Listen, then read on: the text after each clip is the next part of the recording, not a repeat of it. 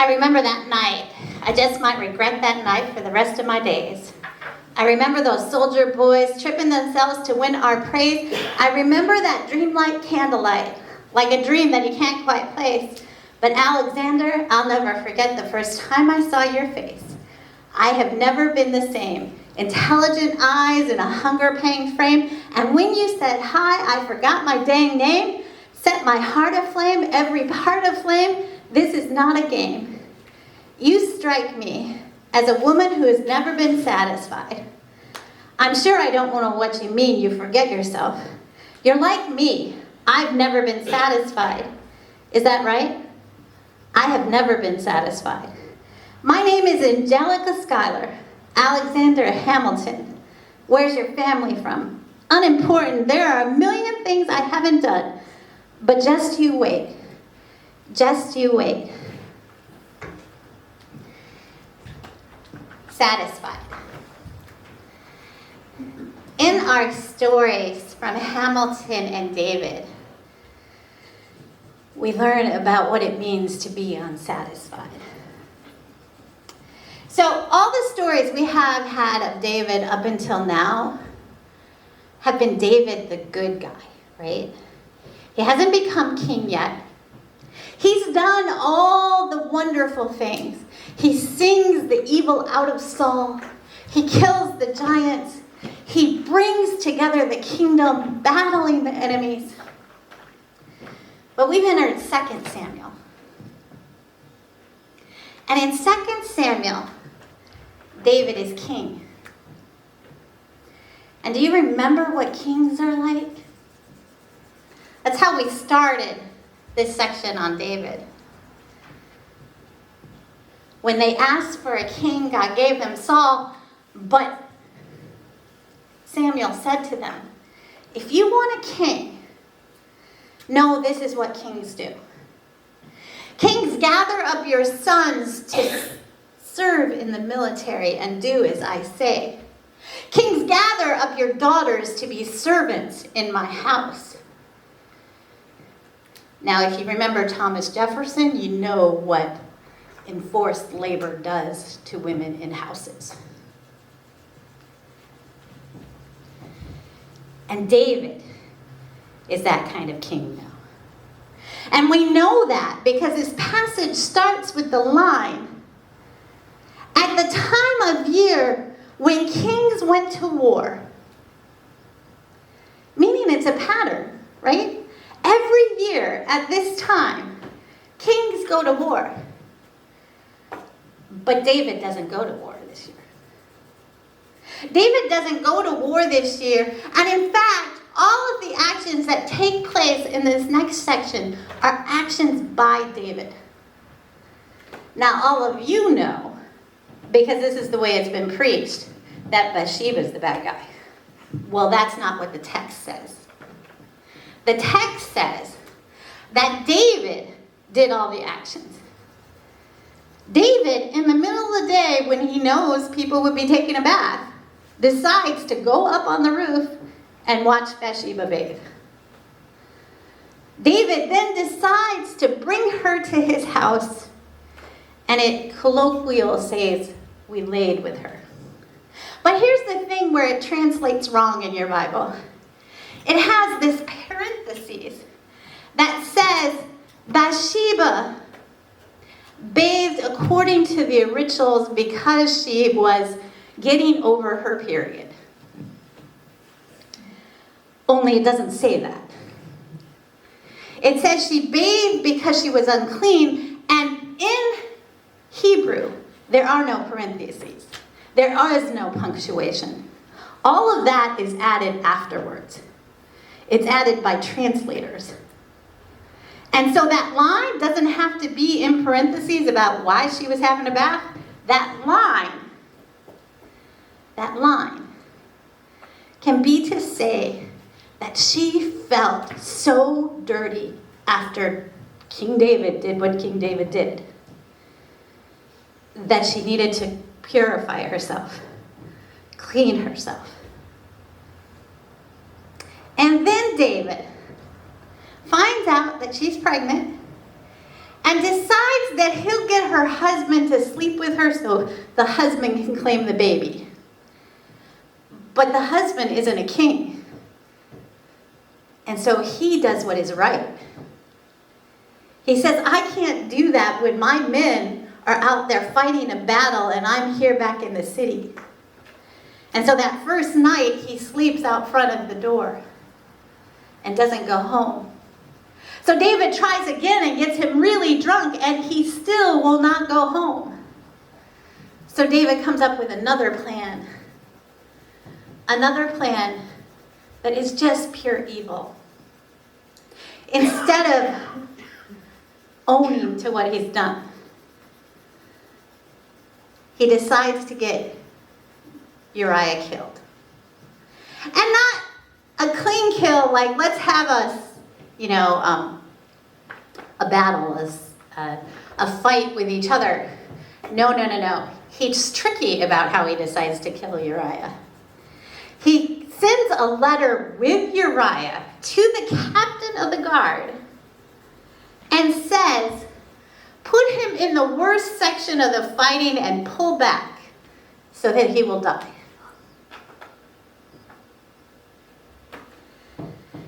David shows us what it means to be a king from this point on.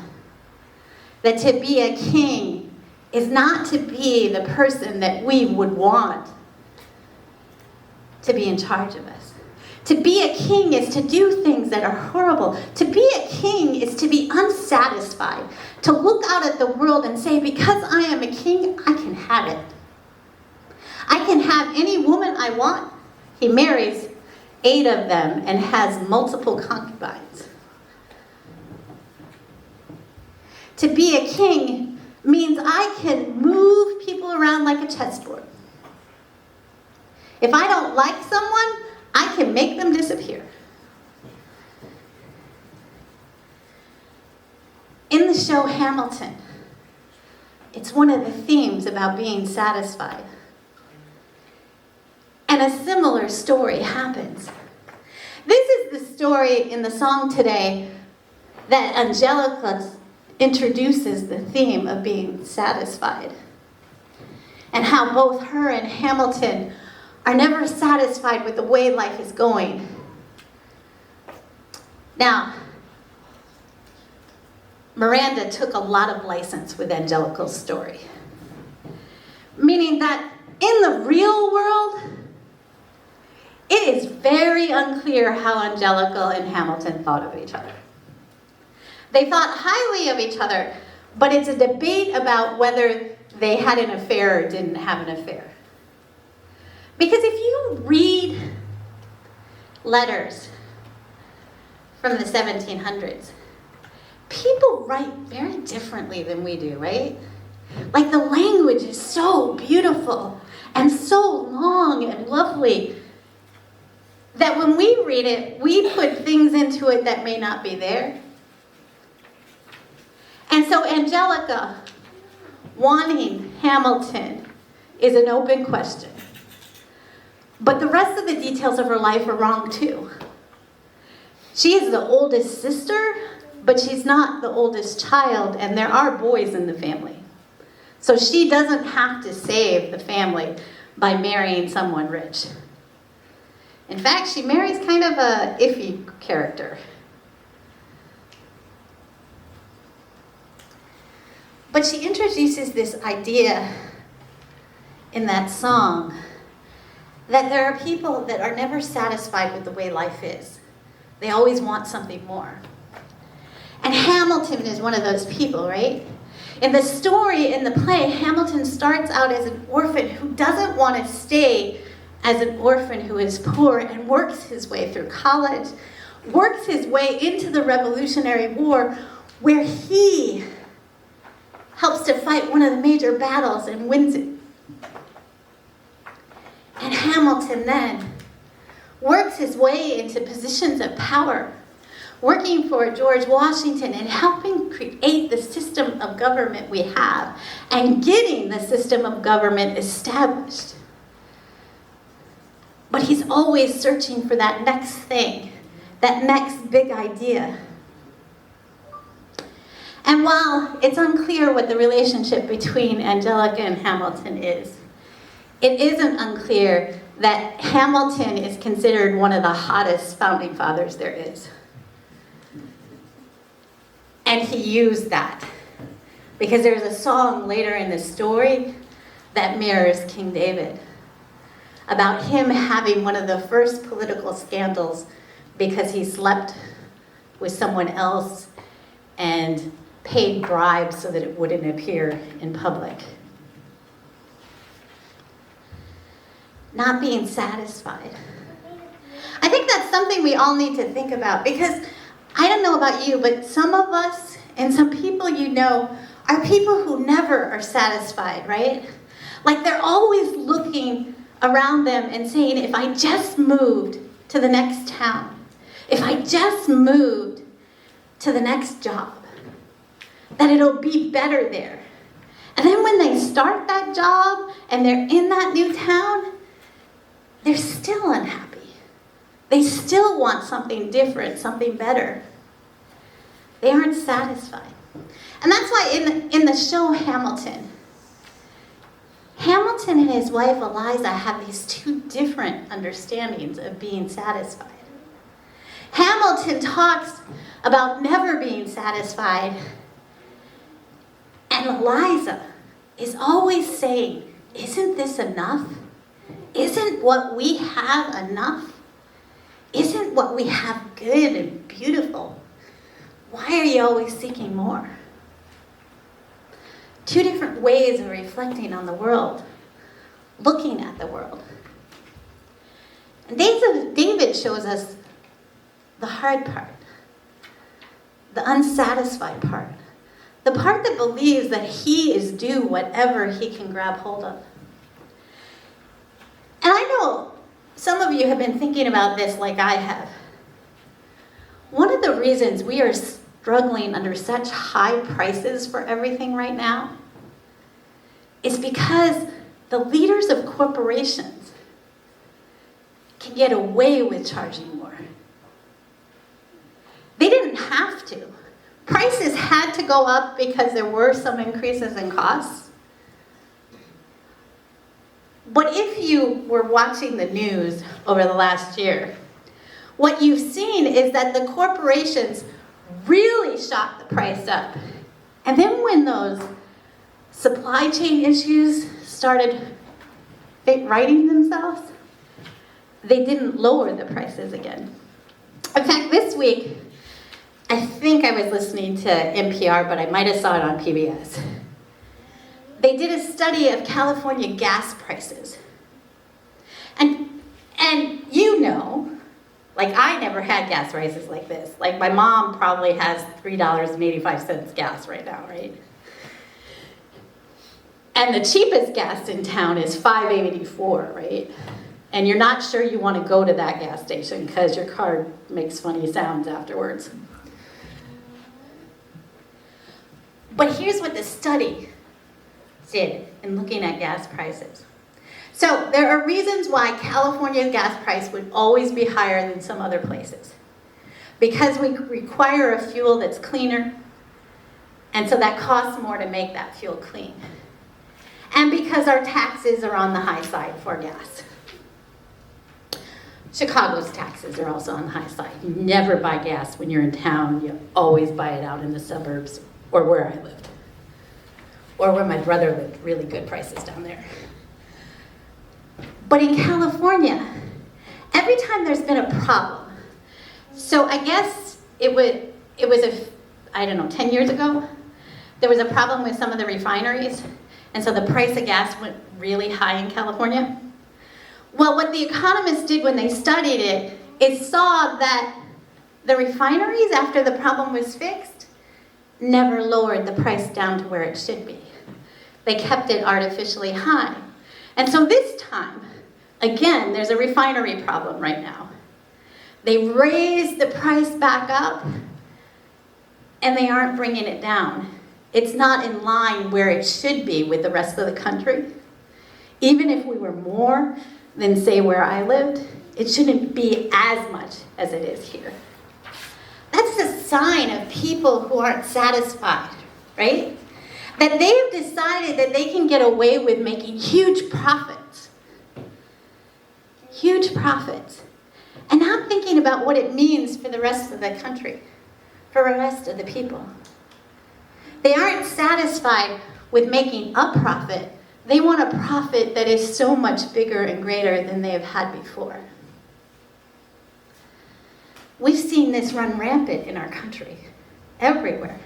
I mean, how many of you go to the grocery store now and you buy groceries and you're like, my cart has less food in it and I'm paying more than I did at any time in the past? And most of that is not necessary. That they talk to their shareholders about how the people are willing to absorb that price, and so we're just going to keep it there. Now that supply chains are pretty much fixed, we're not going to bring the prices down. That's about not being satisfied, about not having what Eliza talks about, of having enough.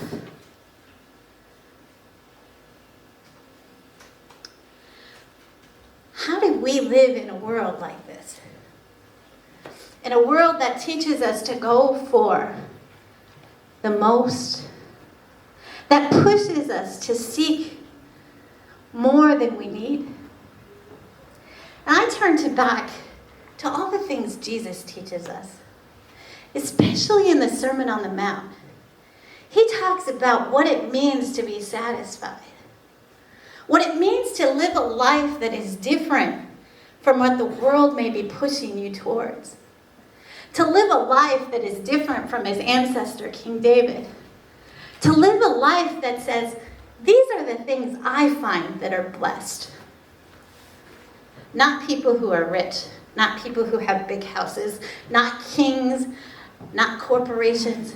What I find in people that are blessed are the ones you don't think about. Those who are mourning. I find in them the people who are blessed. Those who are poor in spirit. I find them to be blessed. He talks about what it means to be blessed, and he turns the world upside down.